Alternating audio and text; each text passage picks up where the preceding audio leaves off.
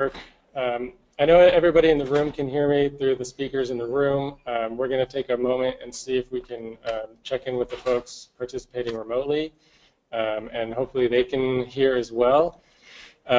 We were hoping to be able to take advantage of sort of two-way audio communication for this meeting. I'm not sure that that's going to work out this time, so what we're going to hopefully do is instead take online comments via the online chat feature, and Alanka will monitor that and read out comments that come in from the webinar folks. If somebody on the webinar, though, could just in the chat, just let us know whether you're hearing us, just to make sure everything is set up and ready to go.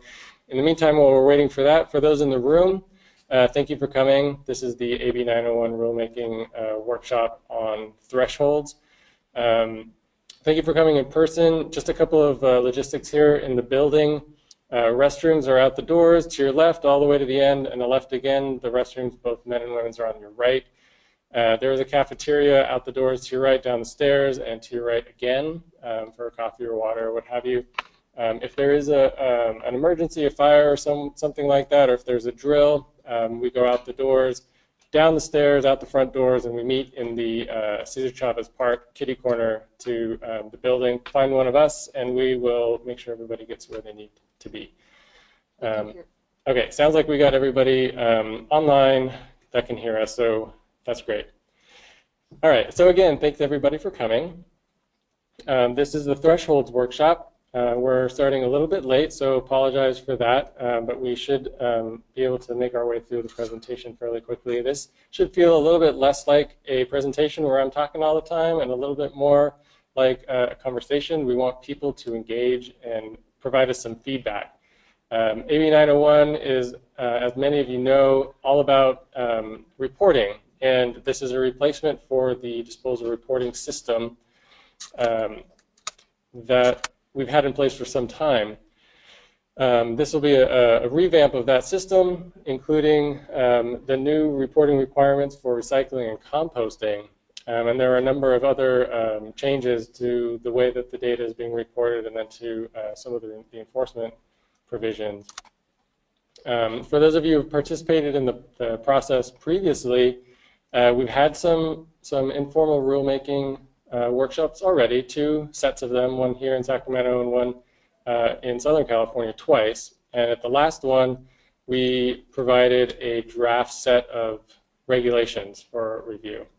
And we received quite a number of comments, both in person at the workshops, as well as written comments that came in after the fact. I really do want to sort of stress that one of the purposes, one of the major driving forces between AB 901, or for AB 901, was that the legislature has been pushing towards our new mandatory commercial recycling, mandatory commercial organics, and our 75% diversion goal. And it was understood, I think, by the legislature that in order for us to achieve those mandates, CalRecycle needed to start collecting better data, both for disposal, which we had historically been collecting, but also information about the recycling and composting infrastructure across the state. And so AB 901 was the legislature's proposal to provide CalRecycle with the information necessary to achieve the very, quite honestly, lofty goals of 75% diversion, and some of the other programs that CalRecycle runs.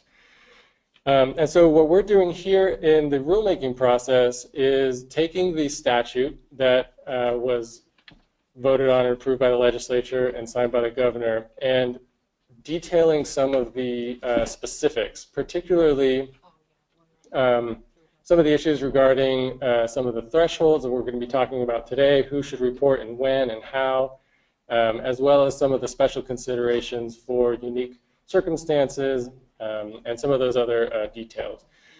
So as we move forward, I just want to keep everybody sort of in line about what we're trying to get to. The legislature has told us to collect these data and we are trying to develop the rules specifying some of the details surrounding how and when and how much of the data really needs to be provided for CalRecycle to meet our goals. We're coming towards the end of the rulemaking process, the informal process here. All of this is leading up to what is the formal rulemaking process administered by the Office of Administrative Law. For those of you who are not familiar, that process comes with a lot of built-in, very structured public interaction opportunities, where the draft language is submitted and the public has an opportunity to provide comment. And there'll be a number of those opportunities during that process, and it will take about a year, plus or minus. It depends a little bit on the level of changes to the rules that get made during the stakeholder process. What we're hoping to do is start sometime this fall, the formal process, and hoping to finish up towards the end of 2017, so that we'll be ready to get our first data submission at the end of the first quarter of 2018. And so, as I mentioned before, what we're looking to do is to report back to the group the major topics, the major questions, the major issues, the major concerns that were raised at the previous workshops, both in the verbal comments as well as written comments that were submitted after the fact, and have some more detailed conversation about these and see if we can figure out the best path forward. So one of the major topics, and we had about 7 of them after we've consolidated all of the overarching topics, and that coincides with the 7 workshops that we're holding, plus an 8th that we've added just for things that don't necessarily fall into all of these 7 neat, tidy topics. So the first one that we're going to be dealing with today, and I'm going to go over these major bullets here really quickly first, just so that everybody knows generally what we're talking about. And then we can just jump in and start talking about each of these issues. And those in the room that have particular concerns or expertise in these areas can give us some feedback about the direction that we should be moving to make these regulations work for everybody. And then either interspersed in between these topics or at the end, if folks have other ideas or issues or concerns that have come up since the last set of workshops that you'd like to raise, then we'll have an opportunity to bring those up as well. We've got some wireless mics and a couple people in the room that can run them around, so if you guys have something to say, just raise your hand and we'll have someone bring a mic to you. Remember that we have a lot of people listening via webinar remotely, and they can't hear you if you don't wait for the mic. I'll try to repeat the question as well, just in case the wireless mics cut out or something like that, but just try to wait for the mic. That being said, I'll just jump in, and there's just 2 slides here, so I'll go over them quickly. Some of the major issues that we'd like some feedback on are the quarterly minimums to trigger registering. So this is if you're handling 5 pounds of material, we probably don't need to know about you. But if you're handling 5,000 tons of material, we do. And there is a number in between there that is a good threshold that cuts off the we don't care about you versus we need you to register. And this is separate from reporting. So there will be some people that will need to register with us, even though they are not necessarily going to have to report their material movement every quarter. And that's the next bullet, is what are the quarterly minimums to trigger reporting?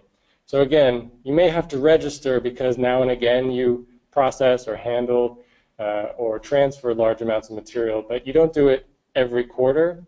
And so we want to provide an opportunity for those periodic facilities to not have to report every single quarter if they fall below a particular minimum, but still have to register with us so that we know that they're on our radar screen if they're above some other minimum. And that's what I say, that some entities may need to register but may not have to report every quarter. Some of the big concerns that we have here are whether these minimums should be set up by material type or by facility. And the example that was given is that some transfer stations or MRFs or other facilities may handle large quantities of, say, plastics and paper and metal, And they also incidentally happen to take in some CFLs or batteries or something like that, and it's maybe 5 or 10 or 15 pounds. Do we need them to report those very small flows, and therefore the reporting should be by material type, or are these thresholds by facility? So once you reach a total threshold, then everything that you do has to be reported. And then also the question of, are there different thresholds for different material types? The three main ones that we've identified are bulky and or wet materials like green waste, compost, concrete, asphalt, these kinds of big, heavy materials.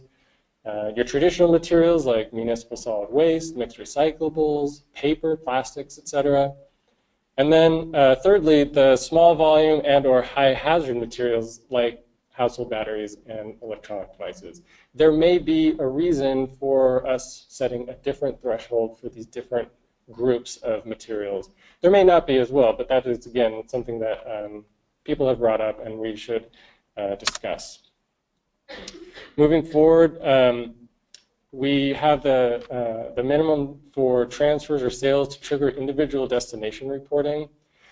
This is the idea of, if you are a processor who is shipping materials to small end users, the biggest example is a compost facility who's selling compost by the pickup truck load to people who are putting compost in their tomato garden, but they're also selling 1,000 tons of compost at a time to large agricultural operations.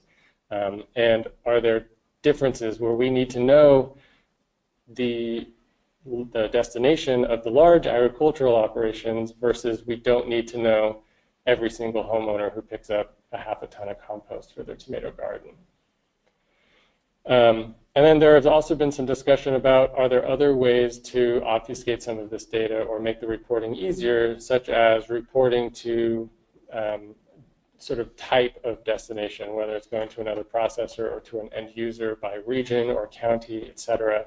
And if there are ways to accommodate what kinds of information, one, you're already collecting, and two, comfortable sharing to protect your proprietary business information, those are the kinds of discussions that we'd like to have on this topic. And then lastly, there are some material type definitions for recycling and composting flows of what we're calling mixed recyclables, mixed compostables, and mixed solid waste. It's, I think, worth noting that these categories were devised as a means to get more information about flows of mixed materials going to out-of-state processing facilities that we don't get reports from. So if you can imagine somebody selling or shipping mixed materials to a MRF in Arizona, Nevada, Oregon, where have you, with the expectation that they are recycling all of this, and therefore you just mark it all as recyclable. Not all of these facilities are pulling out a lot of recyclables, and a lot of that material may well end up in a landfill or some other disposal destination, and we would like to be able to have an opportunity to know more about the material that's flowing to that out-of-state processing facility. And so what we'd like to do is have something set up so that a material flow could be reported as X tons of, say, mixed recyclables sent to an out-of-state processing facility. And know that mixed recyclables, quote-unquote mixed recyclables, conforms to a particular set of standards, that there is no more than X amount of solid waste mixed into those recyclables. And if there is more than that, then they would report X tons of mixed solid waste going to a processing facility out of state. We don't know exactly, obviously, how to solve any of these problems, and so that's why we're here engaging with all of you. We have some thoughts on some of these, but like I said, we'd like to get started by having a conversation with you guys about these topics and see what your thoughts are. So if any of these in particular, we could easily start from the top here and just go down the list, but if anybody has anything in particular that they would like to start with, just raise your hand, and we'll have somebody bring a mic. Either John or Steve can run a mic over to you. And for those online who are participating, Ilanka will be monitoring the chat. So if you have something you'd like to ask, go ahead and just type it in, and we'll get around to your questions as well. Seeing no hands in the room, Alaka, do we have anything yet? All right, maybe I'll we got Larry.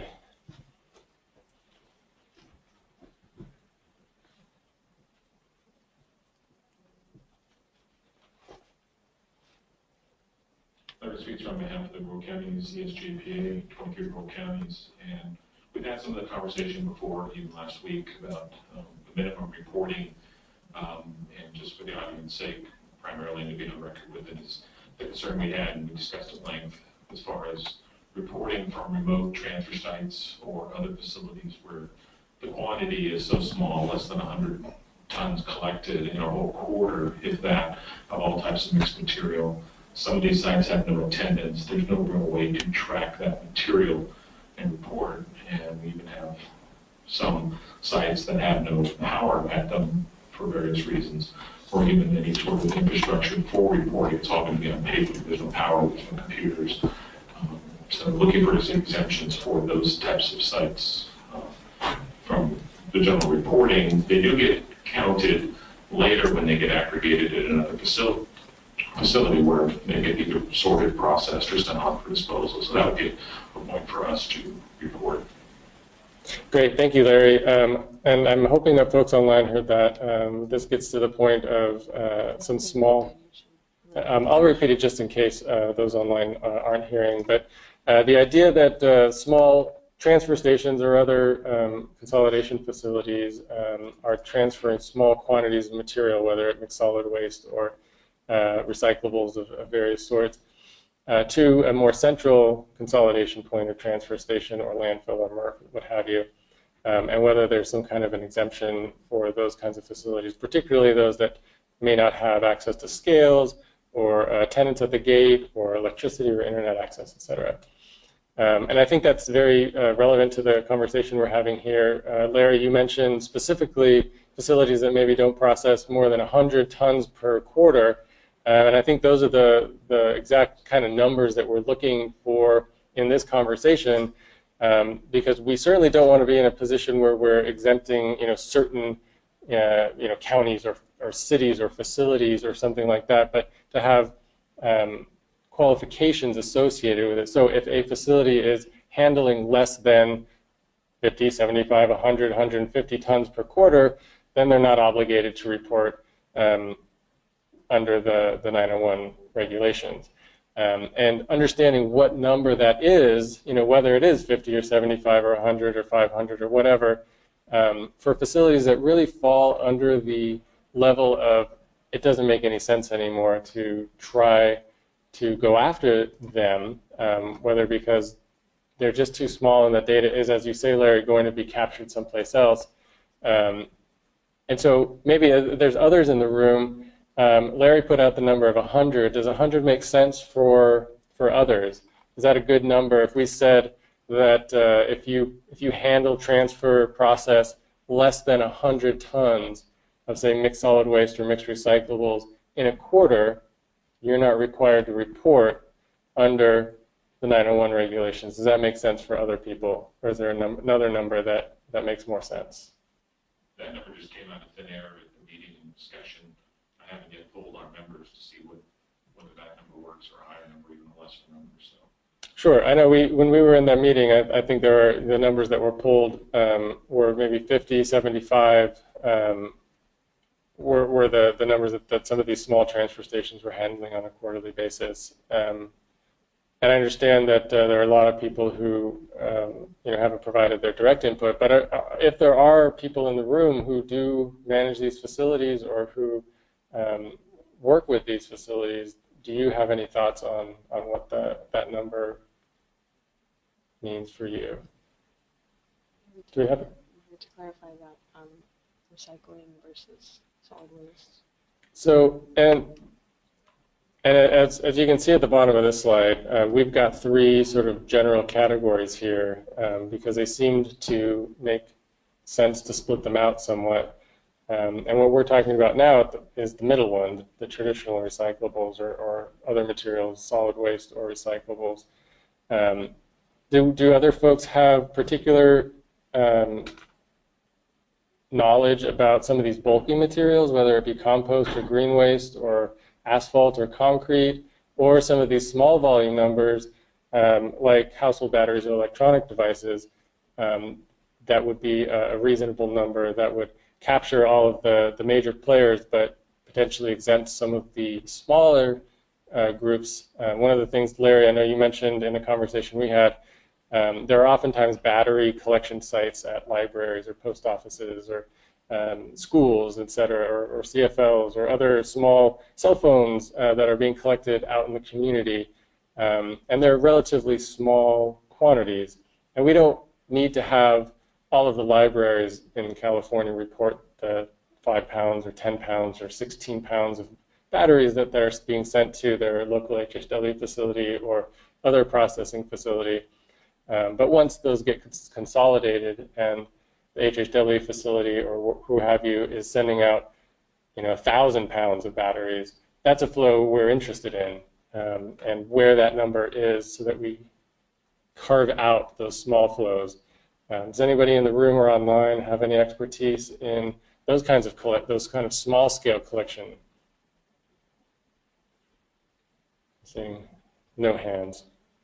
Anything online? Yeah, so we have a comment that everyone should register whether or not they have to report based on the threshold. If you are handling any recycling or composting material, then you should register. That's one comment. Okay, so the idea is that there should not be a minimum quarterly threshold for registering, that if you handle any amount of material, that you have to register with us, but that the requirement to report comes in at some later time so that we have you in the system, but you don't have to report on a quarterly basis unless your processing levels rise above a certain threshold. Any thoughts on that? Yeah, I'd be very leery, Larry speaks again, on reporting everything. I mean, if you collect one battery, you would have to report that if you collected a Radio Shack. Well, to be clear, it's about registering. So it would sort of be a one-time register. A Radio Shack registers once, and then if they never collect more than this other threshold, then they would never actually have to report any flows. Not saying that it's right, but that's what the suggestion was.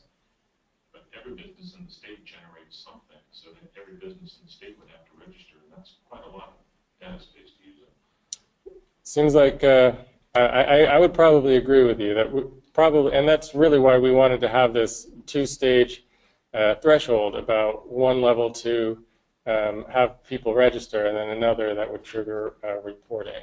We have another comment here in the room.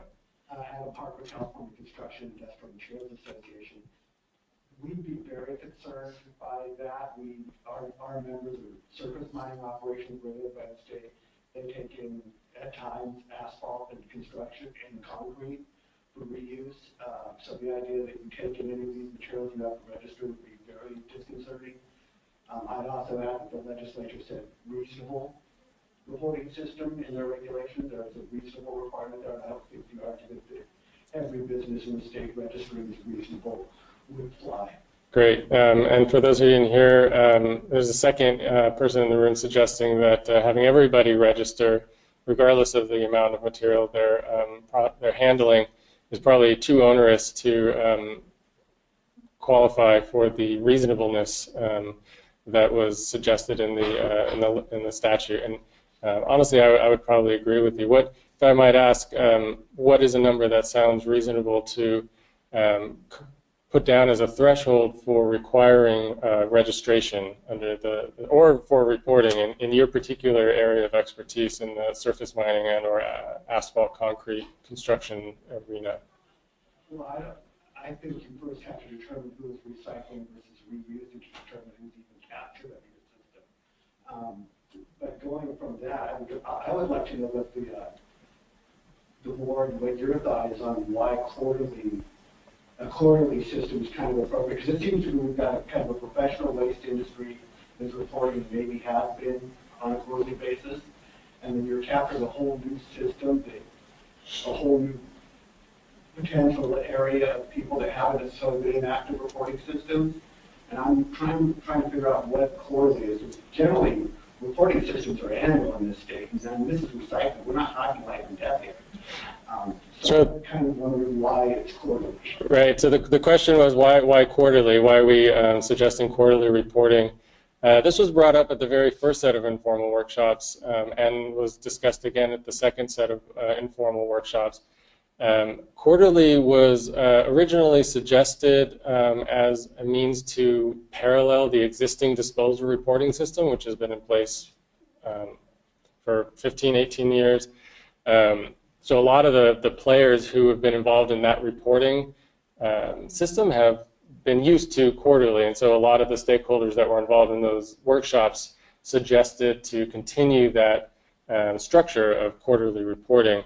And so, for us at CalRecycle, that was a number that made sense for us, given our history with disposal reporting, and given we had a lot of feedback from the stakeholders wanting to continue that quarterly reporting structure. We decided that was something to keep in the draft regulations.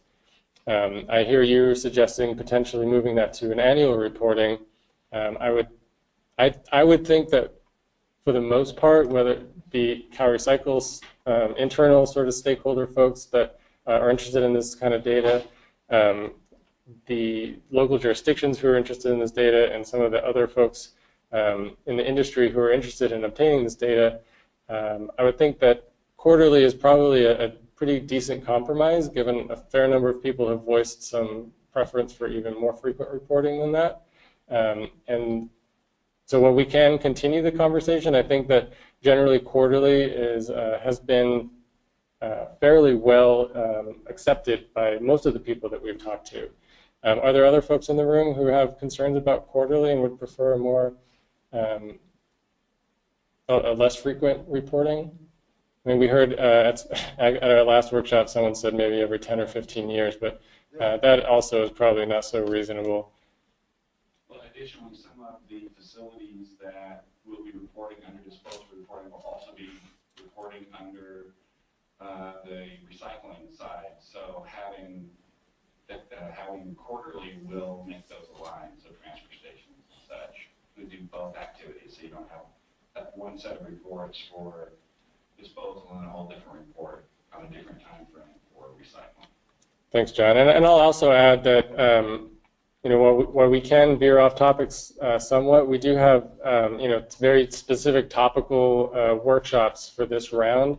And today's topic is thresholds. We'll have an opportunity to talk about more general topics on Wednesday afternoon when we have our general concepts, our general discussion, and that workshop will be able to get into other things like reporting frequency.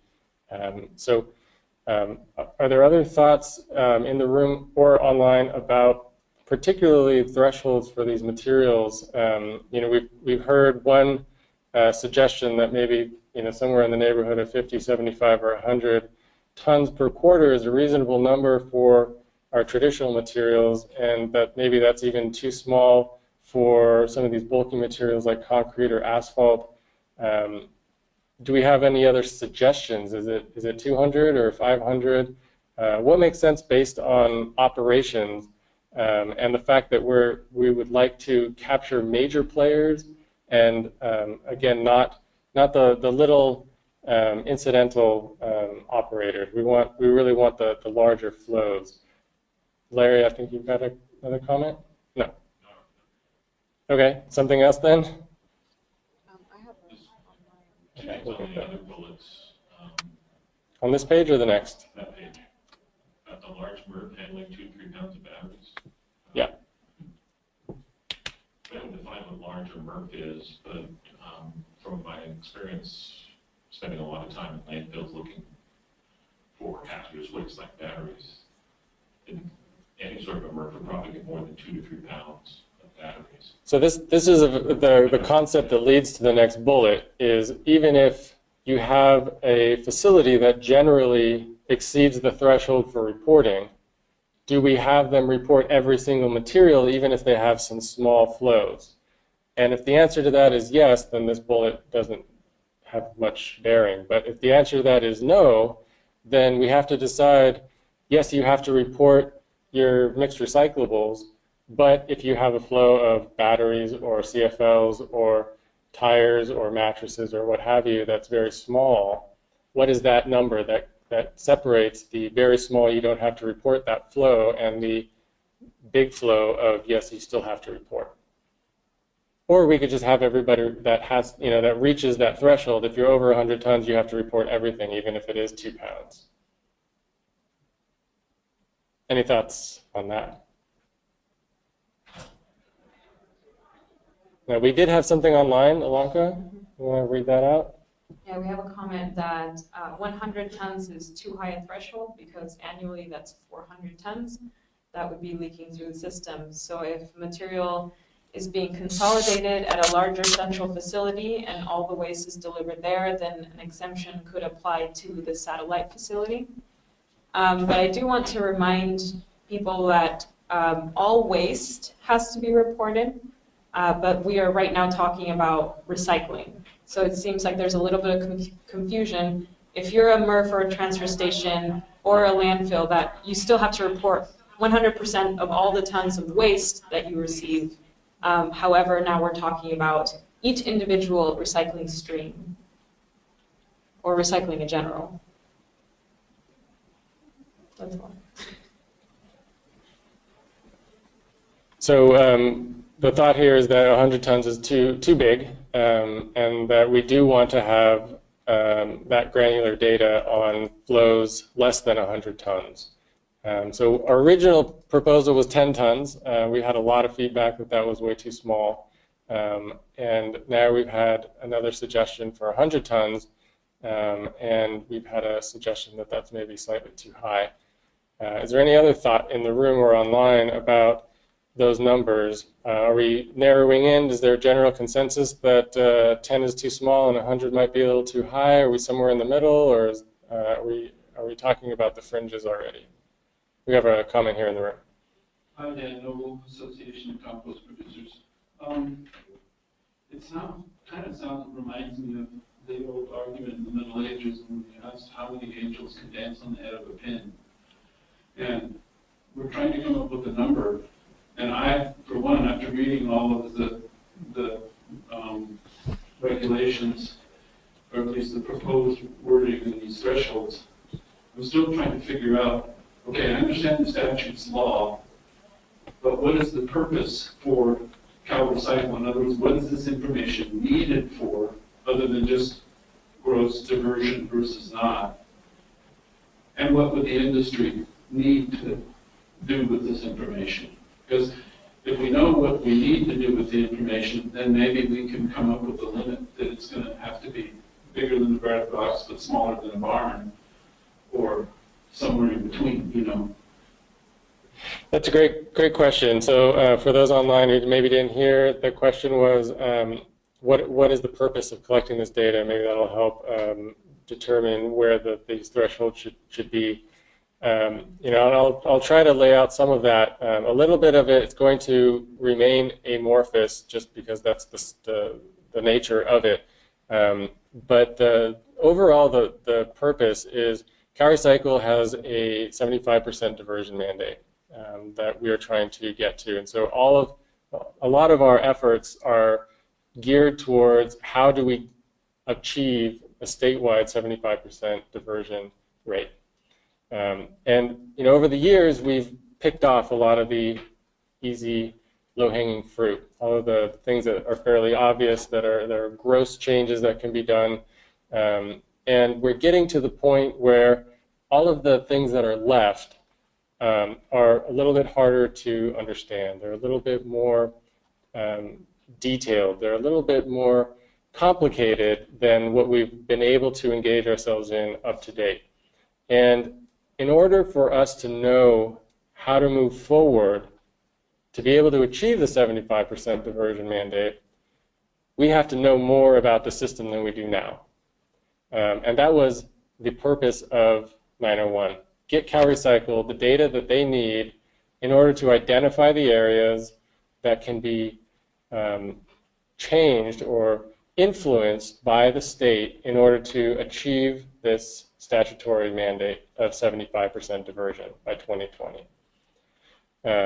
And so we're at a point where we have to learn more about where materials flow, how they are processed, who's moving them, whether there is an abundance of infrastructure or there's an infrastructure that's lacking in areas, whether there are things that could be made easier for the system to work, or whether there are things that are causing the system to have more friction than is necessary.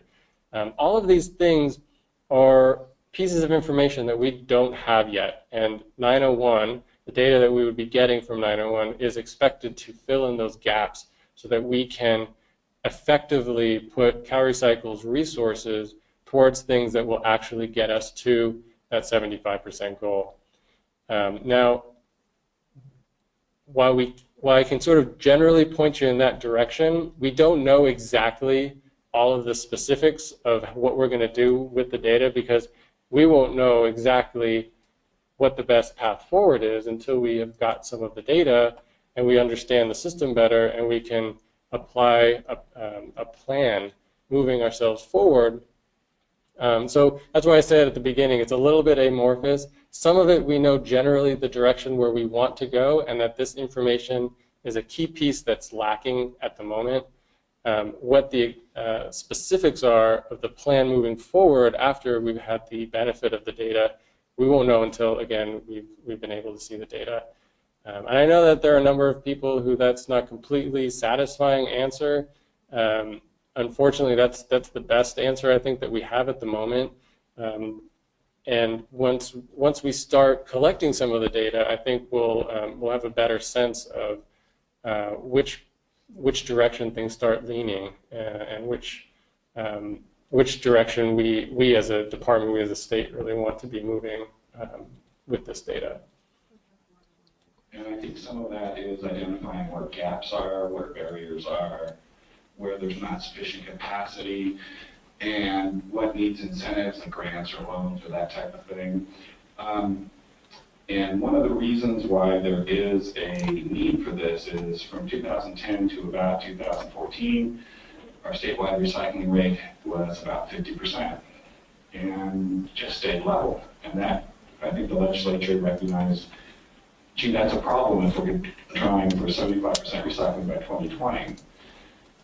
And then last year, in 2015, the recycling rate actually went down to 47. So we're going in the wrong direction, and that's why we are looking for different ways to look at things and understand things better. And we'll take a comment here from Larry, but then we have a number of comments online as well, so we'll take those and then we'll move back into other folks in the room. And Larry speaks here with rural counties and understand the need and agree with the idea of the tracking, and I think it's a reasoned approach to go down and try and sort out those filters. But I also took remarks as an opportunity to use our standard quote of, we have 23 counties in California, 30% of the land mass, less than 5% of the entire solid waste of the county, of the state. And if we're looking at resource allocation in terms of going after materials, we're not going to find big percentages in the rural areas of divergent materials. We have to do our share. We're mandated to under AB 939. We're doing that. Some communities struggling more than others. But that's one of the reasons we want to see a higher threshold for some of that, because we are accounting for that material at some point, but to put all the different facilities through it. Some counties have 5, 6, 7 transfer stations in remote areas. It's difficult to run those now without all additional paperwork parsed out with different material types. So again, if we're looking for the big changes, you're not going to find it there. Thank you, Larry. Your point's well taken that even though the rural counties do represent a fairly small amount of the overall waste stream, that again there are a number of mandates on them, including 901 for reporting, and we want to make this easy as possible for everybody under the constraints that we have under the law, and making sure that we actually get the information that we need. And so again, we're looking at these thresholds as an opportunity to define how to do that so that we have the flexibility for these small facilities, and whether it be rural or urban areas, if there's small facilities that are handling small amounts of material, those are not flows that we're super critical because, again, as you say, they will be captured elsewhere. That flow, that piece of the infrastructure is maybe not important for the purposes of what we're doing. And so finding out how to draw that line so that it makes sense for folks is exactly what we're doing here. We'll move on to online questions here in just a second. But again, maybe to sort of focus in on one of these ideas, I had listed 3 subcategories for these thresholds, these different materials, just based on some of the conversation we had. Maybe if we bring it back to that level, is do people feel like having a different threshold for different material types makes sense? Or should we have a single threshold that applies to every material no matter what it is? And then we'll move on to the online comments, but maybe just kind of keep that in mind a little bit, and then we'll come back and touch on that as well. Go ahead, Ilanka. So we have a few comments, quite a few actually. One of them says, from a waste diversion perspective, I think all material types would need to be reported to not have different thresholds for different material types. We have another comment for... Can you read who those are from? Sure. This is from Greg Gillespie. And then from Brian Matthews, we have 1/4 ton should be the threshold. Then from Lisa. Sure. So Brian, as we move forward, just to clarify, and we'll have you clarify, when you meant 1/4 ton, did you mean 1/4 ton per quarter, which is our current reporting period, or did you mean 1/4 ton by some other time period? So go ahead and walk and keep reading, and then hopefully Brian will get us a clarification on that. And he did want to clarify that his intent when he said that everyone should report, he meant everyone who is a solid waste handler, not every single business with incidental recycling, like your Home Depots, etc. That was his intent when he said everyone would be every solid waste handler or recycling operation, as opposed to a business with incidental recycling activities. Then we also have comments from some local jurisdictions saying that, from Lisa Ream, that it should depend on how big the city is. For instance, disposal numbers will vary greatly for Palm Desert versus Los Angeles. Do you want to say anything about that? So I'd ask for a clarification because the cities aren't required to report under this, the 901 regulations unless they own and operate solid waste or a recycling facility, which I know a number of them do. But the reporting is by facility, not by the city. What is your suggestion that facilities within a city that has low diversion numbers, they don't have to report, or did you mean something else? I'm not clear on what you meant by that. I mean, certainly we understand that there are lots of differences between cities, small cities, large diversion, large disposal versus small. But specifically regarding sort of exemptions or different thresholds based on a city's disposal or diversion numbers. Go ahead and we'll see if she gets back to us on that. A comment from Deidre Dingman. Isn't information about batteries and other household hazardous waste materials accepted at HHW facilities addressed adequately through Form 303?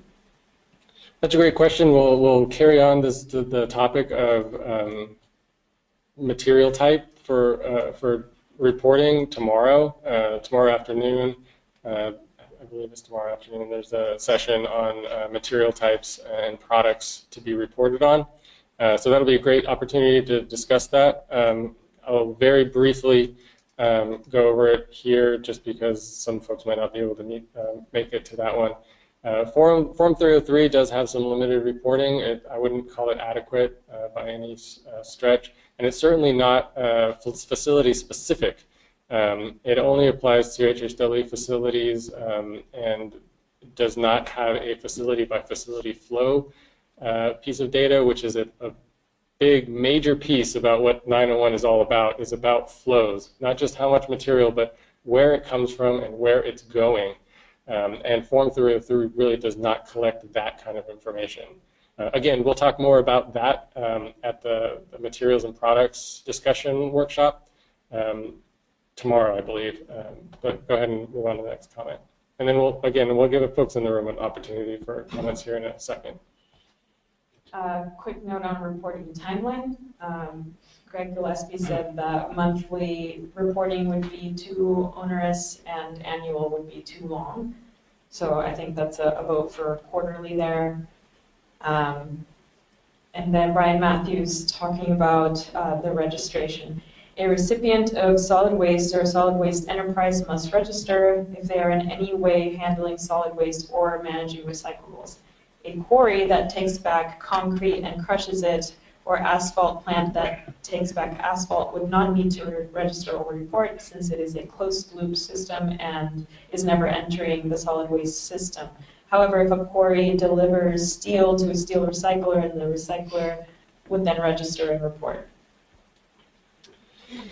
Thank you. Those are the very specific comments that we like to get. We've had conversations like that with members of the concrete recycling industry, the members of the asphalt recycling industry, and understanding how these facilities operate and what kinds of things they're doing. Like you said, some of these facilities are just taking material and crushing it and putting it in a hole. Others are separating some materials and sending it off-site for recycling, whether it be rebar or it's other parts of the system. And I think having a discussion about which of those activities within their operations that need to be reported on, which one of them falls under the description of recycling activities and which of them don't, is a great conversation to have. And we've heard that from online just now, that potentially just the flow of the recyclable materials, in this case the steel rebar moving out of the facility, needs to be reported on. We heard others suggest that in this circumstance that would be a good way to go as well. We've also heard others think that the entire industry should be exempted out of reporting. So I appreciate that comment and that perspective.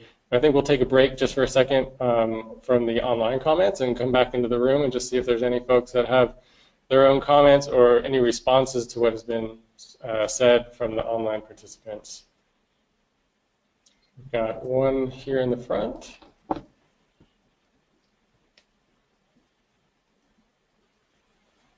Daniel, again, with the Association of Compost Producers, the word that I did not hear in your rationale for collecting this data was the market word. And this gets back to the definition of what is diversion versus disposal.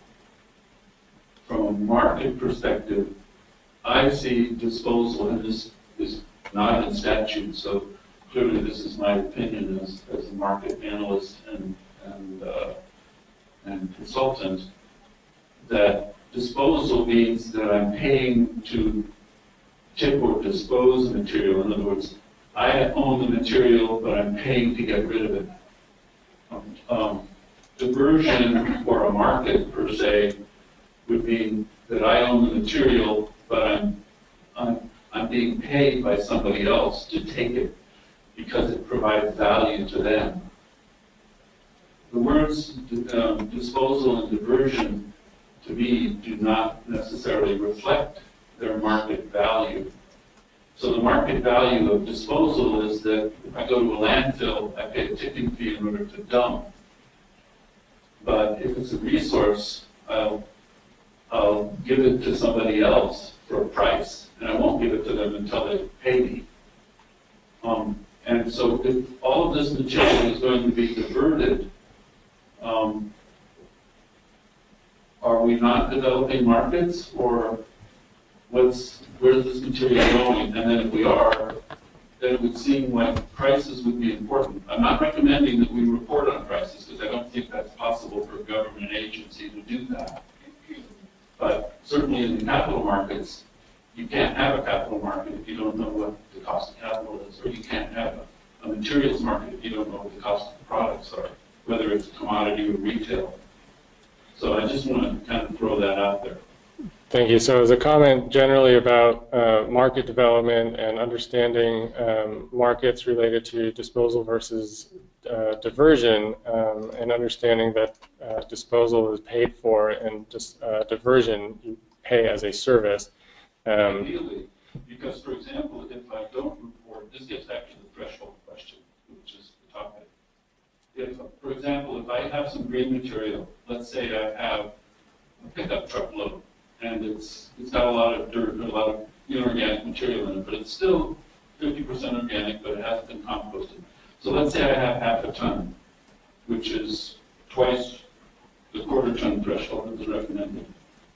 Of course, if I had a quarter-ton of batteries, that would be really different than a pickup load of brush or soil. That is one of the questions that we pose, whether that is a significant difference. Material matters. I don't think we should have the same threshold for all materials. It just doesn't make sense intuitively, at least from a market perspective. I appreciate that, because I think that's the first we've heard since we started the workshop, that you agree with the idea of sort of a multi-tiered threshold for different materials. I don't see how I appreciate that. If you're trying to, one of your goals is to build markets, but I didn't hear that from you or from the legislature, nor mentioned in this bill or in statute. Sure, yeah. Talk about markets, because we're not trying to regulate markets, but we're trying to regulate material flows, as you said, and Well, we're not trying to really regulate material flows. We're trying to understand material flows so that we can target any interventions that we have, some of which are market development interventions. And we have a division within CalRecycle that focuses on market development, which is one of the ways that we go about developing the recycling and diversion infrastructure. So it's definitely something that we are engaged in. Exactly. It's definitely something that we are engaged in, and then the data that comes from 901 will be feeding into the efforts that are being engaged in by our materials market local assistance group that does a lot of work with market development. And that won't be the only thing that this data will be used to do, but it will be, as you say, a very important piece, because as we move from 50% to 75%, how do we get there without developing and creating or enhancing, expanding markets for these recycled materials? And I just have a quick clarification too. That you mentioned prices, and I just want to be clear for everybody that the statute is very clear about economic issues not being included in the report. It cannot be things like prices and proprietary business information and contract provisions and that type of thing. So anyone in the listening audience or in the room who's like, whoa, wait a minute, those things are out. Well, but in order to create markets, you need price, but that's not part of this. So that means that the private businesses who are interested in markets and the investors, that the investors have to be interested in markets, otherwise how you can pay for all of this. Then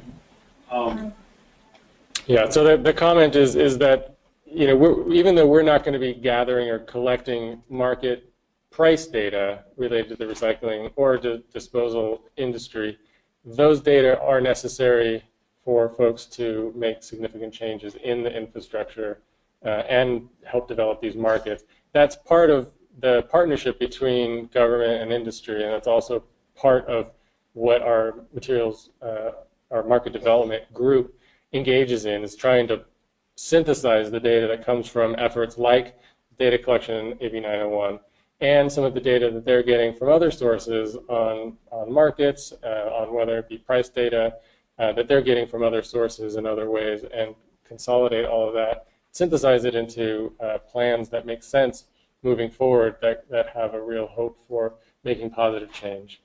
I'm going to go back to online questions for a moment, and then we'll come back in the room. Just to give everybody a sense, we're about halfway through the time allotted for this workshop. At 3 o'clock, we'll start the organics conversation, the organics workshop. So, Alonka, do we have anything online?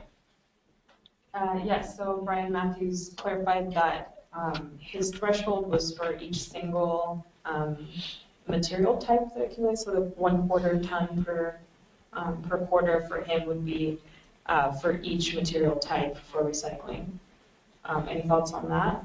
So just to clarify, this would be perhaps a situation where you have a MRF and you're sending off 100 tons or 1,000 tons, say, of paper, 1,000 tons of plastic, 1,000 tons of aluminum, and an eighth of a ton of say CFLs because they just came in, then you would report on the paper, the plastic, and the aluminum.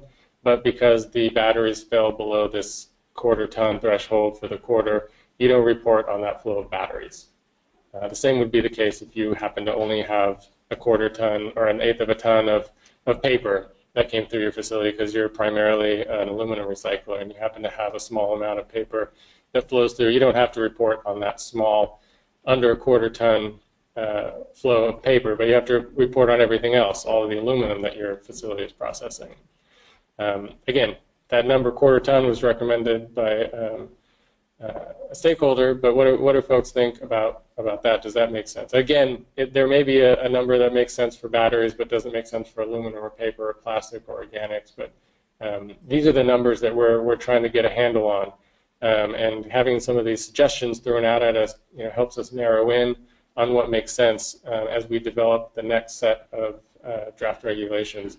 We'll start putting these numbers in and get closer and closer to what makes sense for folks. So before we had this number just generally applied to everything of 10 tons per quarter for everything. But now we're starting to narrow in that maybe, we're looking at 50, 75, or 100 tons for MSW or mixed recyclables. And then we'll also have this other threshold of maybe a quarter of a ton for a specific material type that you won't have to report on any flows under a quarter of a ton. So thoughts on that? We'll have another couple of thoughts from our online participants, and then we'll come back into the room. I see a hand in the back, and we've got Larry that has one too. But let's take another comment in the room or online real quick, and then we'll move back. So another comment is from Greg Gillespie saying that perhaps a minimum is not necessary and all material flows should be reported regardless of how much.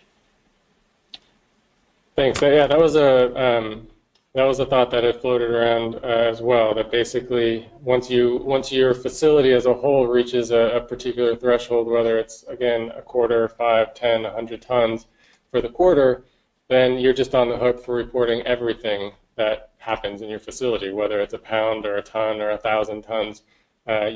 Once you're a reporting entity, you report everything. So we did have a comment or two in the room, so we'll take Larry first, and then we'll move forward. I think we're playing around in the right ballparks as far as ideas on how to do that. We'll have to check my folks on numbers.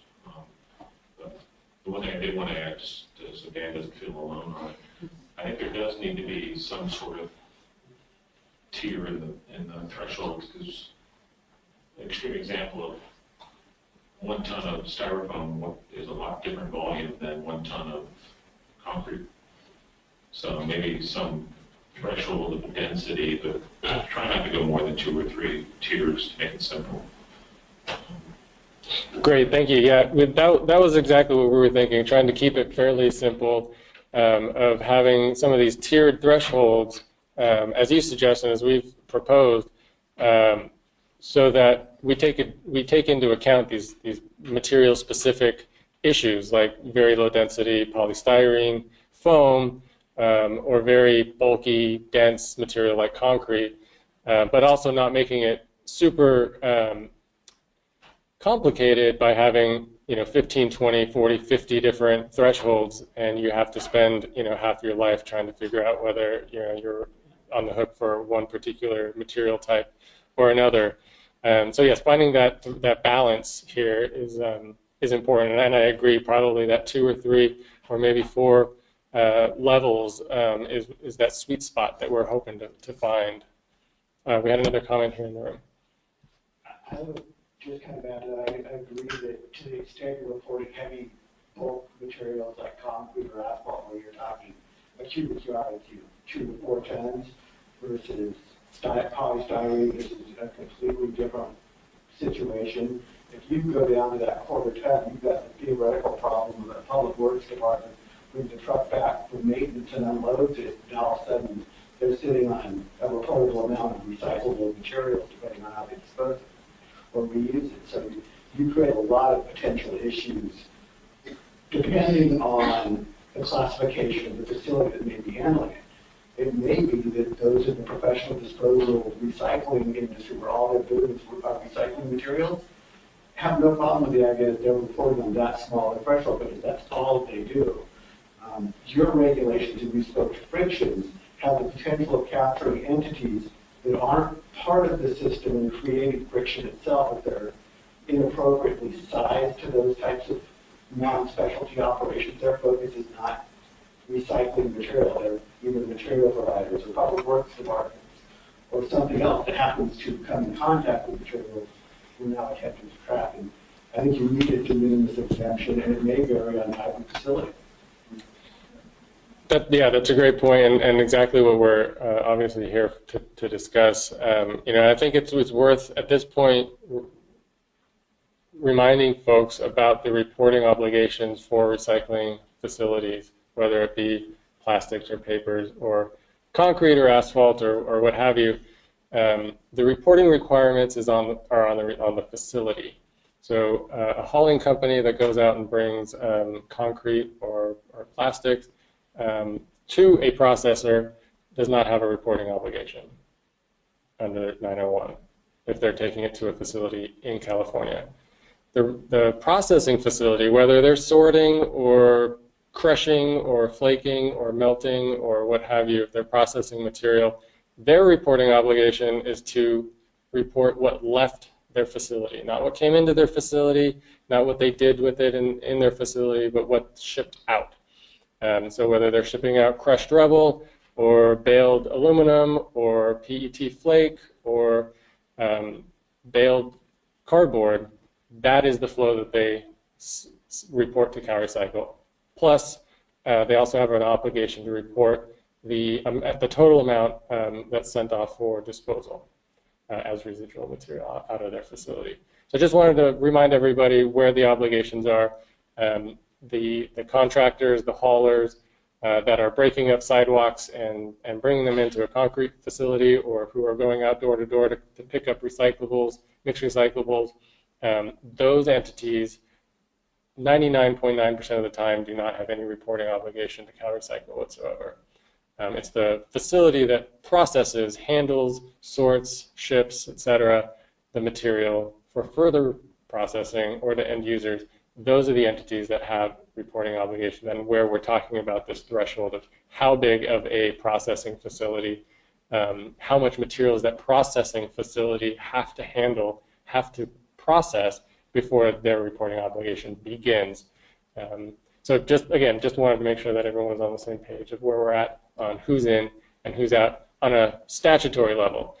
We have a little bit of flexibility on this regulatory level about where we can fine-tune some of that, but we're anticipating that the haulers not reporting the flows of material into a processing facility, only between processing facilities and to end users.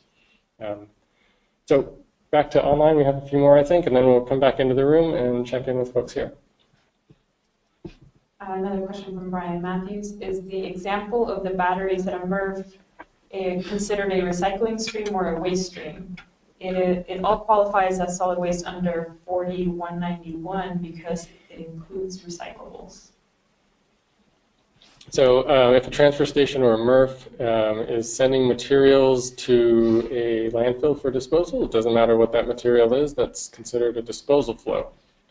If they are sending materials off for further processing or recycling for composting, then that's a recycling or composting flow. So if the purpose of collecting those batteries and sending them off-site is to have them recycled, then that would be considered a recycling flow. A comment from Eric Keller. Each material should have a threshold, although the number does not have to be material dependent.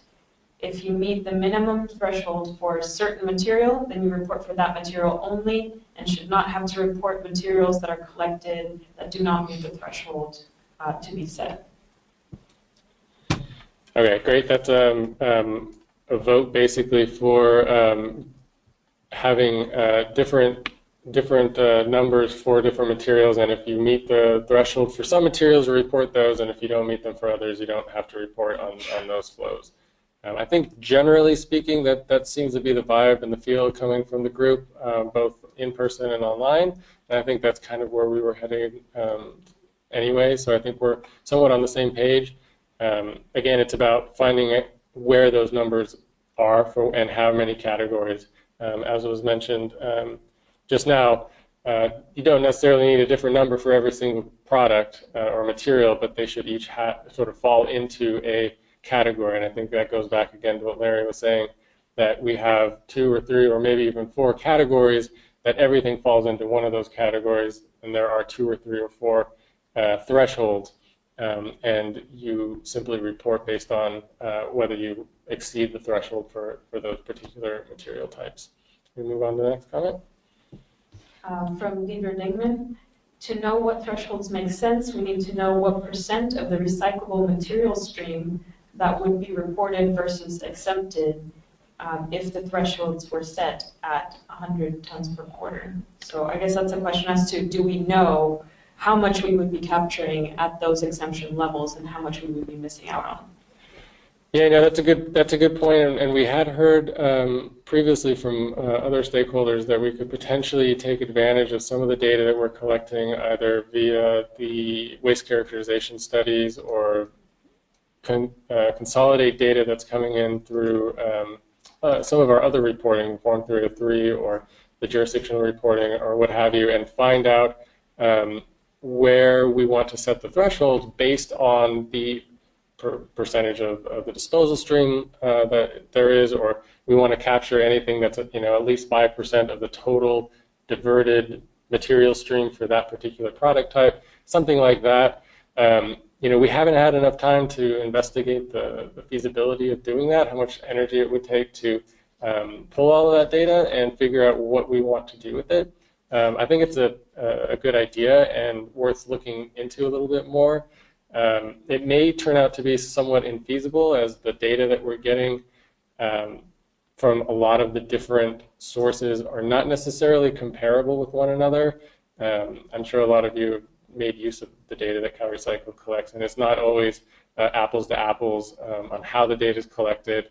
So it's hard to compare it sometimes, and a lot of the better data that we're collecting, particularly with the waste characterization study, is done fairly infrequently, and so it's hard to extrapolate data that was collected. We're lucky right now that it was fairly recent, but to take data that was collected quite some time ago and extrapolate it to today, or even into the future, trying to find trends about where things are and set regulatory limits based on that kind of information starts to get a little bit challenging. But I agree that, again, that it's a good idea and something that we can look into a little bit more and see where we might be able to leverage some of the data that we're already gathering to find things that make sense empirically on the data that we have for the disposal and diversion infrastructure already.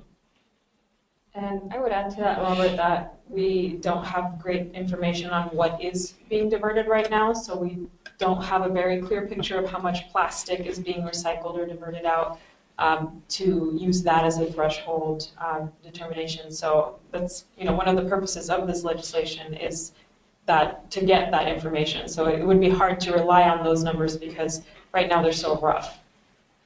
Right, and while we do have better data in some material streams, that definitely doesn't hold for all material streams. The beverage container program gives us a fair amount of really high quality data, but we don't have that for every material type. And so it's somewhat spotty across the different material types. So we would have a challenge as we move into trying to use that system to set thresholds for some of the other materials. But again, like I said, I think it's a good overall thought, and we'll see what we might be able to do with it. We'll just take one more online, and then we'll move back into the room and see what we've got here. Brian Matthews has a vote for a mass balance approach. So once it enters a solid waste stream, it either accumulates at a facility until it meets the threshold for when it is shipped. Let's say, for example, a facility aggregates lead-acid batteries, but each quarter they never exceed the threshold. At what point does a facility which has 99 tons of batteries each quarter have to report? at the end of a year, then this business has handled 396 tons of lead acid batteries, and we don't know where they have gone. Right. So good comment. So the idea that you might fall under the threshold for a quarter, but should there be a system in place so that we capture them at some point in the future? So maybe there's, and I think maybe one solution to this, though it might make things more complicated than necessary, is you have a threshold for quarterly reporting, and then another one for say annual summaries. And so you might not have to give a lot of detail on the quarterly report, but you give a small amount of information on an annual summary, so that we don't completely lose the information about the flow of these somewhat smaller volumes, but we also make it easier for folks to comply if they have some of these small flows. Again, this is the first time I've heard this particular suggestion. I'm not sure that even on an annual basis, that information sort of accumulates into the realm of importance. It might, and particularly for something like batteries, maybe it's more important than for something like newsprint. But I think we could probably get that same information if we just thought a little bit more about where the threshold should be for quarterly reporting, and if it's not 100, maybe it's 75, or maybe it's 50, and then we capture the flows because we think they're important on a quarterly basis rather than trying to roll them up to an annual summary or annual report. Do other folks have any thoughts on that topic? Any response to that in the room? We have one in the front. And then we'll go back to the room in general for some other thoughts, and then we'll move back into the online folks. So while we've been discussing this, I've been putting together a little chart here that has facility type, material type, and minimums. And I think, you know, it's pretty much what you had on, I guess, the other slide, with the three types that you put there: bulky and or wet materials, traditional materials, which includes MSW and recyclables, and then the small volume, high hazard materials. That kind of makes sense to me. But it sort of, and I was trying to see if it made sense to divide the bulky into two other subcategories, like high inorganic content, which usually has a very high bulk density, concrete is the example that's been used here today, versus sort of fluffy material like green waste that hasn't been chipped and ground. But that begs the question of the facility, because you've been talking about solid waste facilities, but what I heard in the other seminars that we participated in last month was that you weren't talking about only permitted facilities, correct? Correct. So that means that if I'm a green waste facility, in other words, I could be a landscape company, and I know a number of these who aren't even in the notification tier for composting because they claim they don't compost. They manage, well over 100 tons per quarter, and I'm not sure where that material is going. I can imagine where some of it's going. Right. So the question sort of is a bit sort of bridges the gap between this workshop and the next one about organic specific considerations, because organics is kind of a funny little creature in its own right, because of what you're saying is that a lot of what we would consider small operations, a landscape company who might cut down the oak tree in your backyard, that oak tree weighs quite a lot, and it's going to add up very quickly to potentially be over this hypothetical 100-ton number that we're talking about, and that's probably not a flow that we're looking to capture. But how do we adjust the numbers so that we're capturing the multiple large 400-ton transfers of material between chip and grind facility and a huge composting facility that we want to know about, versus the landscape company who's mowing lawns and cutting tree branches and processing it to some degree at their facility and before they send it off, that we don't care about.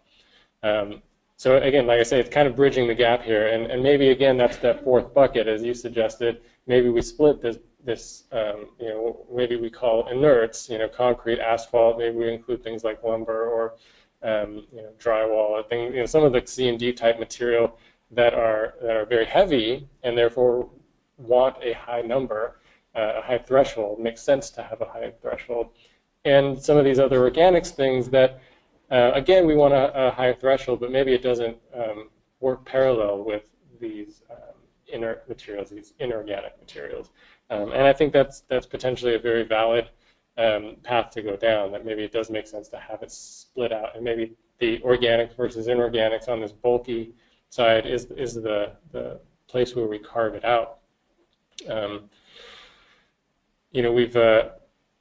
We've talked a lot about this middle category, and I think it's important to talk a little bit about these bulky categories too. We've had some discussion from other folks on these bulky materials, whether it be concrete or organics, wood waste, those kinds of things.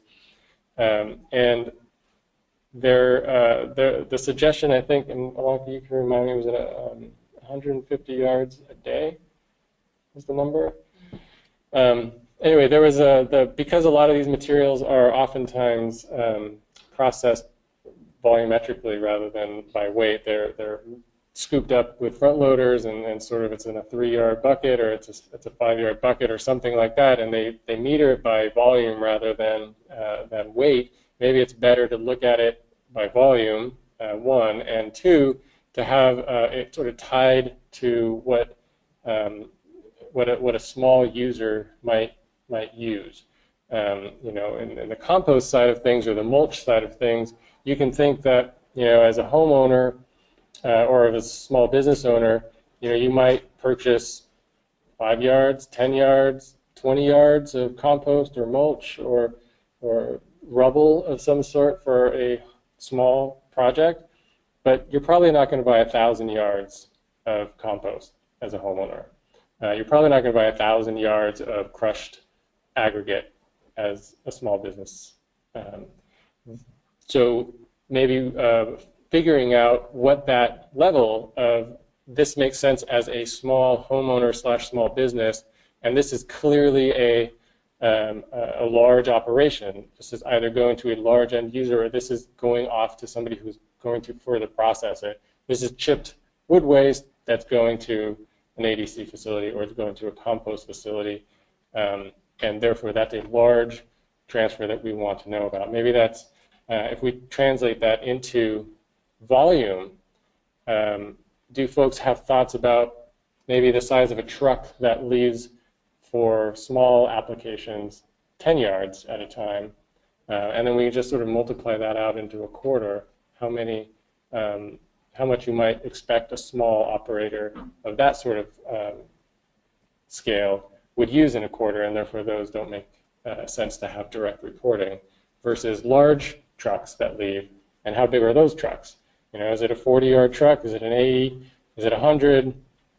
And maybe that's a path forward to sort of try to figure out where that line is drawn.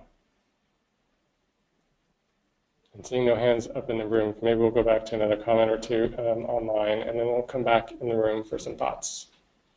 Yes, so we have another suggestion from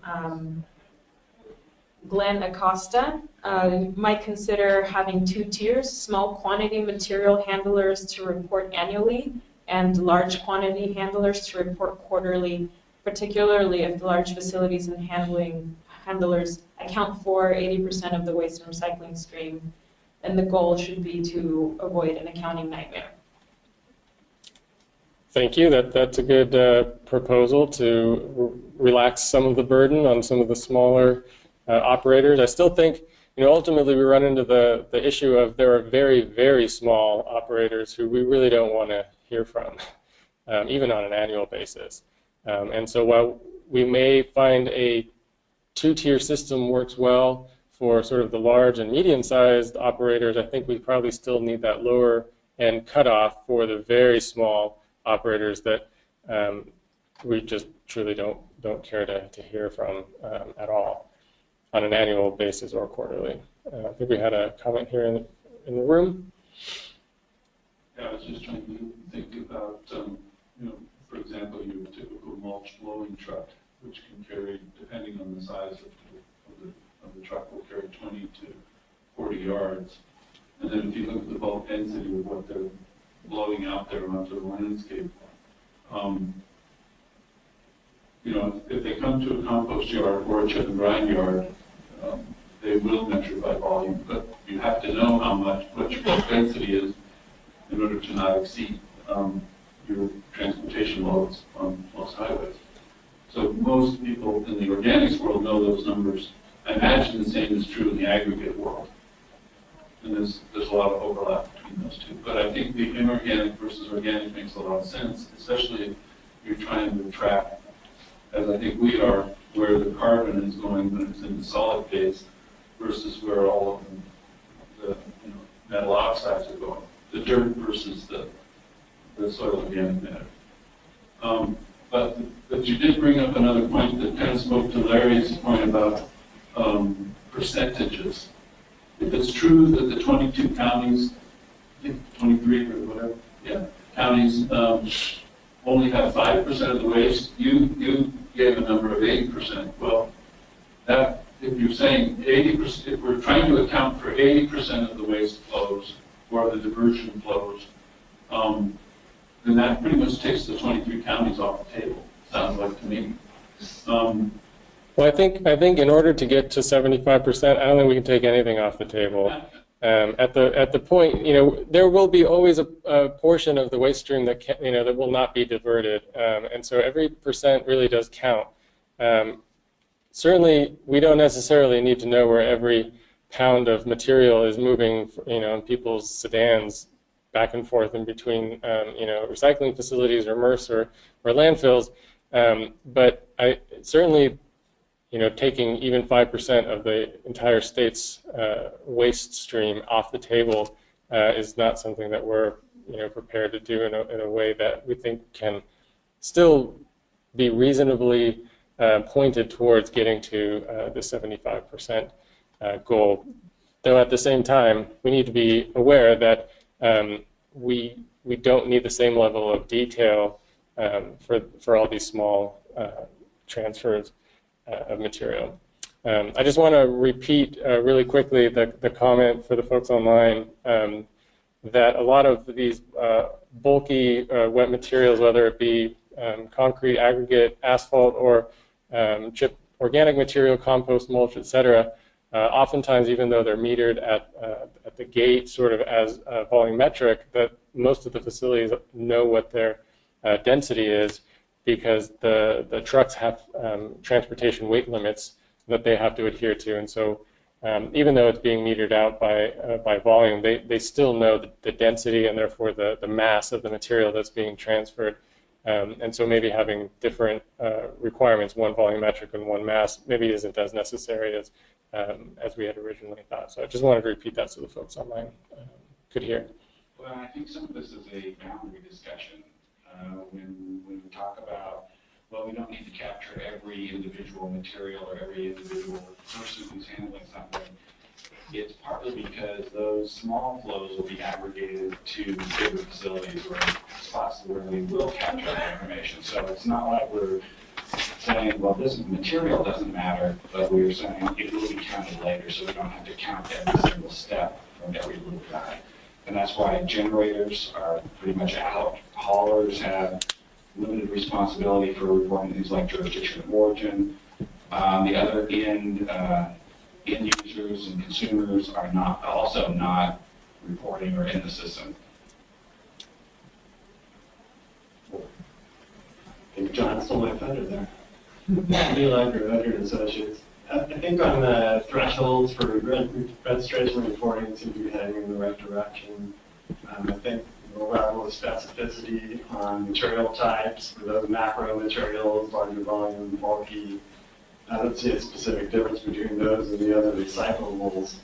But when you get down into those micro streams, You do need to be careful about where you're collecting the information in order to have the ability to make any potential impact on recovering those streams if you're not measuring them accurately down to a reasonable level for batteries or CFLs. Great, thank you. So for those online, it sounds like you're suggesting that the difference between bulky, heavy materials like concrete and wood chips and things like traditional recyclables like paper, plastic, and aluminum maybe aren't so different, but certainly we need a different number to get better granularity on things that are like that are more hazardous, like batteries or electronics or CFLs, in order to make the data more meaningful and usable. I think that's fair, and I think we not want to lump all those smaller material streams into one category and assume that they're all being aggregated to reportable levels at other facilities. We have to take a look at them with a little more specificity to make sure that each material type that you want to have the ability to affect later is going to be captured. Great, thank you. Appreciate that. And I think you know, if it doesn't make sense to split between traditional recyclables and these bulky materials, I think we've heard a number of times folks agree that there's a need to have this smaller number associated with some of these other material types. It's just a matter of figuring out which ones fit into that category and where that number should be. So, you know, we've heard a couple of things. Maybe a quarter of a ton might be a good, per quarter might be a good number. I'm not sure that necessarily works across all of them. And we've been talking a lot about household batteries and CFLs and electronics, but there are some other things out there maybe folks have some thoughts on that have been proposed. And again, we can talk more about whether they should be in or out in the materials and products workshop. But just to briefly bring them up to this group, things like waste tires, latex paint, mattresses, carpet, furniture, appliances, white goods, those kinds of things. These are some of the other sort of non-traditional recyclables. They ultimately get broken down into more traditional recyclables like plastics and wood and metal and paper. But do any of those, in the estimation of the folks in the room or online, feel like those things also fit into this category of needing this smaller threshold for reporting so that we get more granularity, more specificity on the flow of those kinds of materials? And we can let folks sit on that, and we can take a couple of more questions online. We are at 25 minutes to the end of this workshop. Before we move into the organics, I want to take about 5 or 6 minutes at the end to wrap up and go over next steps. So we'll take another 20 minutes or so of conversation, 15, 20 minutes, before we wrap up this workshop and move on into the organics workshop at 3 o'clock. So again, we'll take another couple thoughts from folks online, and then we'll come back to the room. And there's a similar recommendation from Bradford Whitty saying that if the material is natural and not man-made or hazardous to the environment, then reporting threshold should be very high, as it does not need as much regulation. But if the material is man-made or hazardous to the environment, then the lower threshold would be required. So that's another vote for that kind of approach. Right. Again, similar approach, just the details. What's in which bucket essentially remains to be discussed and decided.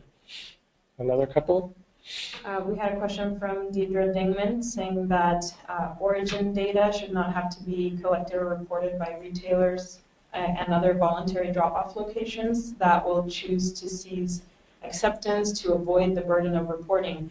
So here a reminder that recycling streams do not require origin data. So if you're talking about any recycling for which you're determining material type, then that basically automatically exempts you from having to report jurisdiction of origin or source sector, because that only applies to solid waste sent for disposal, and it does not apply to recycling streams. Or composting streams. Or composting. Let's take one more and then we'll move back. Here's a comment from Brian Matthews. The desire to capture information that bears on the recycling percentage The recycling percentage is a function of what has been removed from the solid waste disposal stream and that has never entered the solid waste or disposal stream. If the oak tree is cut up and sold as firewood, then it would never have been solid waste. Therefore, it shouldn't be required to register and report. On the other hand, a chip and grind company takes it, grinds it, and sells it to cogen or mulch or ADC, then it's in the solid waste stream, and the threshold needs to be high enough to not get the single landscaper with one tree, but low enough to get Davy Tree, who has trucks every day to ADC. Yeah, I think that's another prime topic for the organics discussion of this idea of what constitutes what we might fall into the category of organics reuse with lumber to firewood or some other reuse type application that doesn't fall into composting certainly, and probably doesn't fall into what we had originally expected to be organics recycling. So we'll maybe hold off a little bit on that until and try to capture that again at the next workshop. We have a comment here, Larry.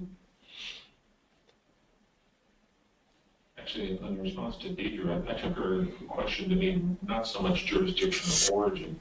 When you're trying to encourage a store or a library or someone to take batteries, again, as an example, which isn't the best one, but if you're trying to encourage them and they say yes, and by the way, we have to put you in the state system and you're going to have to do reporting, they're going to say forget it. So I think it's going to be a disincentive for recycling some materials on these smaller amounts of material to put them into a system like that.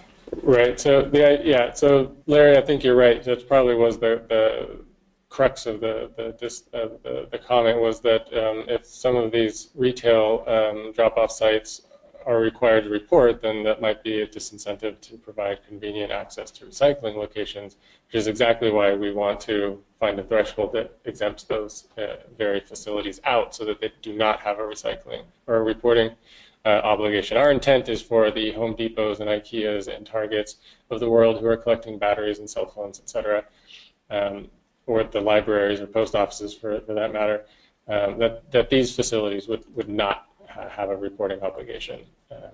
So again, that's why we need some information about how many batteries does a Target collect in a quarter, so that we can set a number that effectively pulls them out of the system, because we don't want those flows to be reported. We have one more from online, and then we'll see what else we have in the room. Deidre Dingman having a vote for that it makes sense to have C&D materials tracked on a different threshold than compostable. That makes sense not only due to weight, but also because each stream is being regulated by different laws.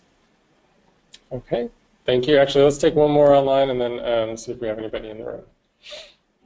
Deidre again, since mixed C&D loads have larger proportion of residuals that will have to be disposed of rather than recyclable or than other recyclables, how will origin for the portion that isn't recycled and instead transfer for disposal for mixed loads, except, I'm sorry, I got confused. Hold on. I think I know where this is going. And this will be discussed at another workshop on methodologies for jurisdiction of origin and source sector estimates.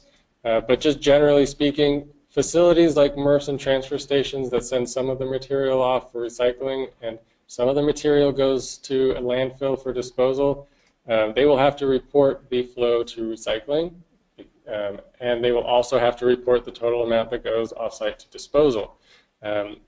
The question is, how much of the jurisdiction of origin and source sector information needs to accompany the residual materials going offsite for disposal, and what facilities have to report that? We're trying to move it all the way up into facilities that are transfer stations and MRFs only, or facilities that are acting like MRFs and transfer stations, meaning they're generating a significant amount of residuals and not require facilities that are essentially recycling most of the material that comes into their facility to have to report that. But again, I don't want to get into the details of that here because we have a whole workshop dedicated to that very issue on jurisdiction of origin and source sector, how it's going to be reported, who's going to report it, who doesn't have to report it. So we'll move past that one and come back to it for the next workshop. Anybody in the room have anything to add to one of the comments made online, or to start up a new topic? John? Well, I just have a comment that we spent a lot of time talking about the prior slide. There's a few things on this slide that I think would be good to get to too. The individual destination piece, basically the customers for materials, this first question is a good one to get input on. That's a good point. Just to give a little background on this, this is the idea that what the information that you're required to provide as a recycler or a composter, we'll just take the example of a compost or of a recycler.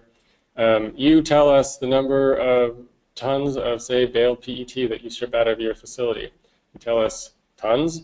You tell us material type, PET, in this example, and you tell us who you're sending it to. So, for example, I'm sending it to ABC Plastics Recycler in Calaveras County. So that would be the reporting obligation for a recycler. The question is, if particularly for sending to end users, small end users, how much do I have to send to an end user before I have to report? And I think for the most part, this is going to come into play for organics because there's not a lot of small end users for plastics and paper and things like that. You don't typically go out and buy 100 pounds of wet paper pulp to make your own paper at home. But you're likely to go out and buy half a ton of compost or mulch on your own to use at home. So we don't want a compost facility or a chip and grind facility to tell us every single pickup load that left and the name and address of the person who picked it up. That is not information that we want. But if you're sending out 10,000 tons of mulch to an agricultural user or compost to somebody, or you're sending out chip material off to an ADC facility, those are flows that we do want to know. Even though they are going to end users, we want to know those flows because it does play a big part in where the markets are for these materials. So the question is, how small is the flow that below which we don't need to know the details, and all we need to know is X number of tons to small end users. And some additional discussion about what other level of detail do we need. Do we need to know the city, the county, the region? Do we just need to know the user type? Even for some of these larger end users, perhaps the discussion can be open for how much detail, what kind of information we need from those end users.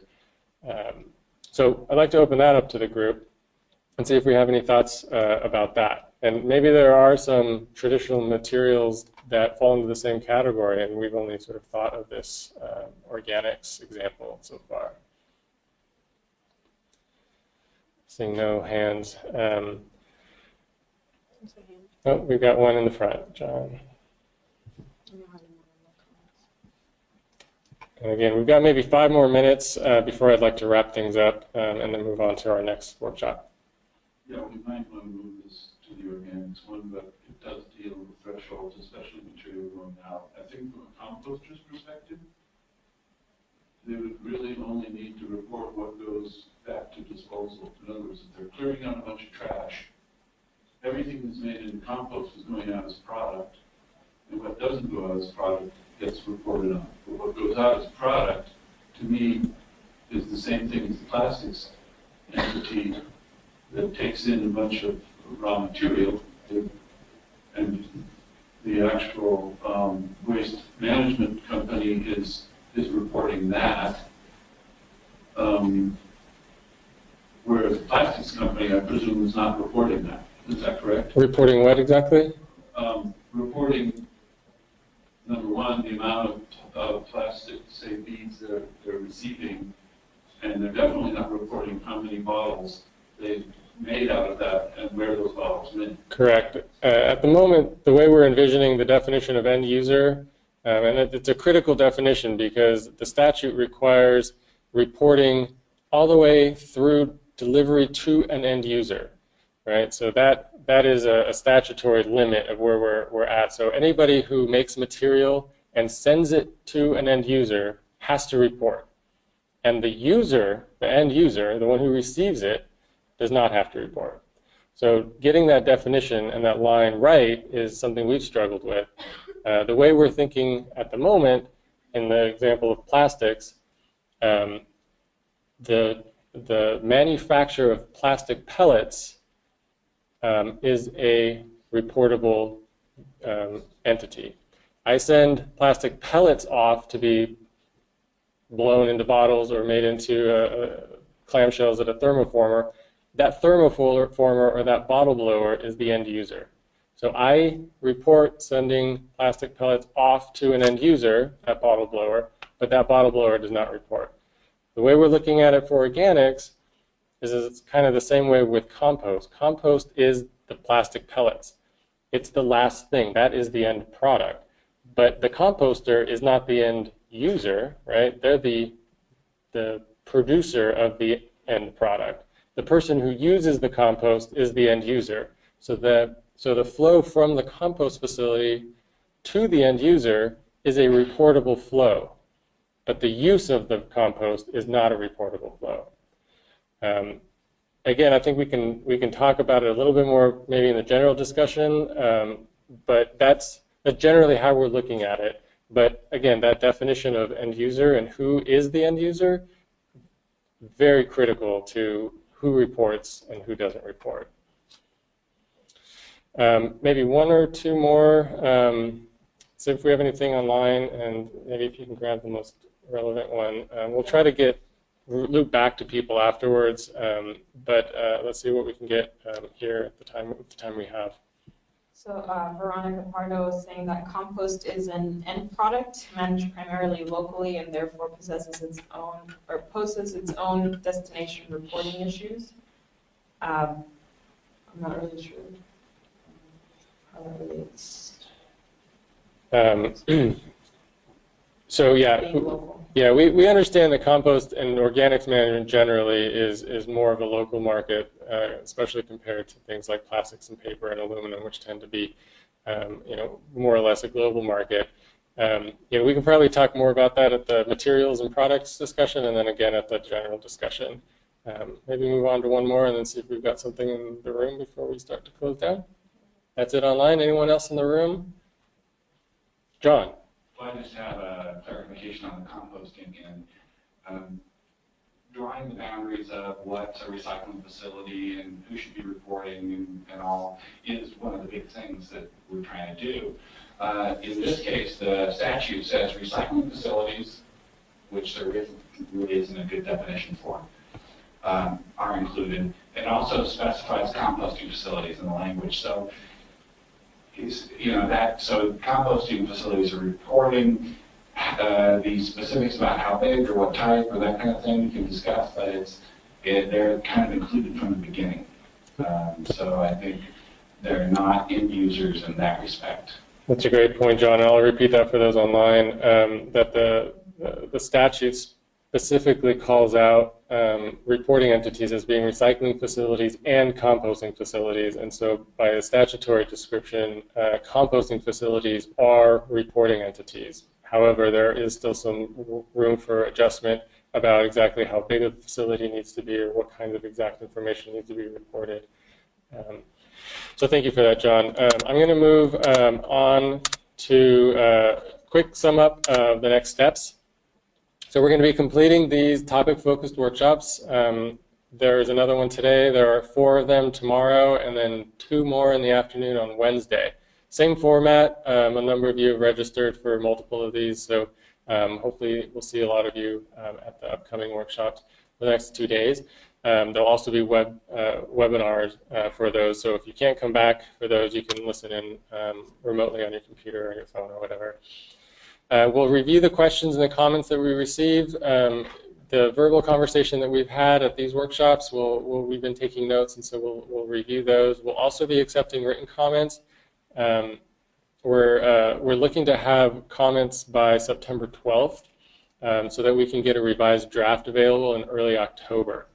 We're really wanting to be able to have an opportunity to move into the formal rulemaking process with the Office of Administrative Law by the end of October. So that's why we're looking to get the comments by September 12th.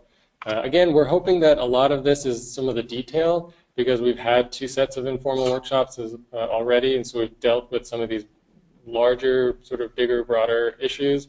And so to get some of the comments that are specific, less of the we need a better number, and more of, the better number should be 75, or, the reporting timeline should be not quarterly, but annually or semi-annually, or, this particular material type should be in, or this material type should be out. Those comments are very much more relevant to what we're trying to get at this point, because we're getting down to the point where we want to step into the formal rulemaking process. And while there are lots of opportunities for public input during the formal process, it turns out to work slightly different than this. It's a little bit more formal. It's a little bit more structured. So for those who haven't done it, there's a lot of opportunity, but it's done slightly differently. It's easier for us to interact with each other here this way than it is once we start the formal rulemaking process. So with that, you guys all have my contact information. As I say at the end of all of these, you can certainly reach out to me directly, but sending it to the AB 901 mailbox is a better way to make sure that it gets responded to, because there are multiple of us who check that mailbox, and if I happen to be out, it might take a little while to get back to you. But feel free to send to either of those. I would recommend the AB 901 mailbox, though. And if you have not signed up for the listserv, please do. There's a link here. It's also, you can find it on our website. Just search for listserv. Sign up for the AB 901 listserv. And anytime that we have another workshop coming up, or if we're going to have a revised deadline for comments, or if we're going to have a new draft version of the regs out, it will all be noticed via that system. So you make sure that you are on that, so that you get made aware of any changes or adjustments and notices associated with 901. With that, we have another minute or so. Any last questions about the timeline moving forward, or the next couple of days of workshops? Seeing none. Sure. I'm going to restate his plea. Please send us your comments. More importantly, send us your suggestions about how things could work better. If there's something that you really like, boy, they don't know how this works in my industry. This won't work, but this other alternative might or would. Send us that alternative so we can consider it and work it in, and include those other options in the regs, because we're open to different ideas and different ways of doing this. But it's much more difficult to us to come up with something out of nothing than if you have constructive ideas about how to do things. It would really help us out and result in better regulations in the end. Thank you, John, for repeating that and summarizing.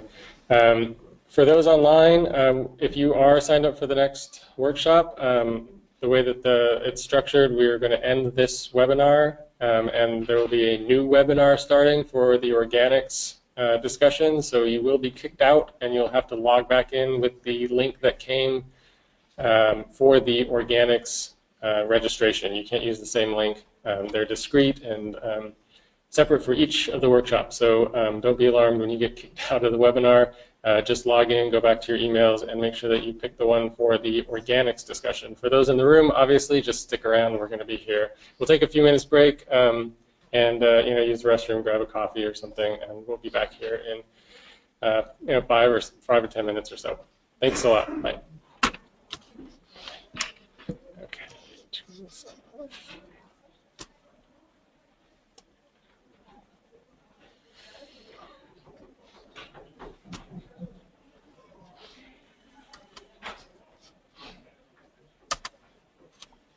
Okay. Are you still responding to people? No. Because I'm going to end this. Yeah. Can you copy those or something? I was trying to see. Just trying to. No. Doesn't look like Can it. do like a control L. No. Okay. I'm just going to end this. We'll kick you out.